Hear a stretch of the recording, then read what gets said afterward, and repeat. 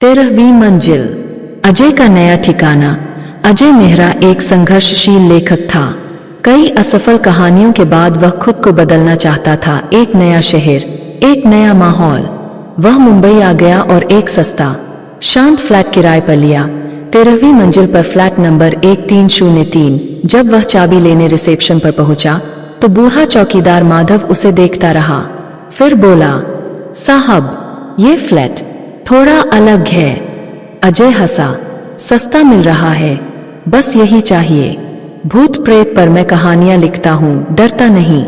माधव कुछ कहना चाहता था मगर चुप रहा। पहला सप्ताह कुछ अजीब सा। शुरुआत में सब सामान्य था। फ्लैट खूबसूरत था, बालकनी से शहर की रोशनी दिखती थी। अजय का मन लिखने में लगने लगा।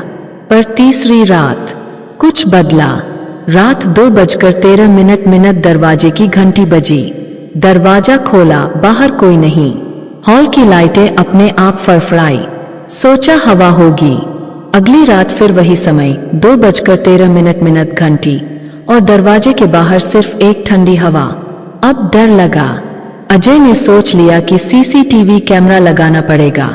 अजय ने अगली सुबह माधव से फिर पूछा, इस फ्लैट में कोई मरा था क्या? माधव चुप रहा। फिर बोला, 5 साल पहले एक लड़की रहती थी, स्वरा नाम था उसका। बहुत खूबसूरत, बहुत शांत। वो गायक बनना चाहती थी, पर ना सफलता मिली, ना सहारा। एक दिन 2:13 बजे उसने यहाँ की बालकनी से छलांग लगा दी।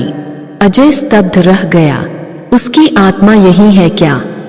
माधव ने धीमे स्वर में कहा, कुछ लोग कहते हैं उन्होंने उसे देखा, गुनगुनाते हुए देखा है। अजय ने घर में रिकॉर्डिंग कैमरा सेट किया। उस रात फिर 2:13 बजे घंटी बजी। वह दरवाजे की तरफ बढ़ा। खोला, कोई नहीं। वह मुड़ा और कुर्सी पर एक लड़की बैठी थी। सफेद साड़ी, काले लंबे बाल, चेहरा पीला, लेकिन आंखें वो बेहद दुखी थीं। तुम कौन हो? अजय ने कांपती आवाज में पूछा। वह मुस्कुराई और बोली, मैं स्वरा हूं।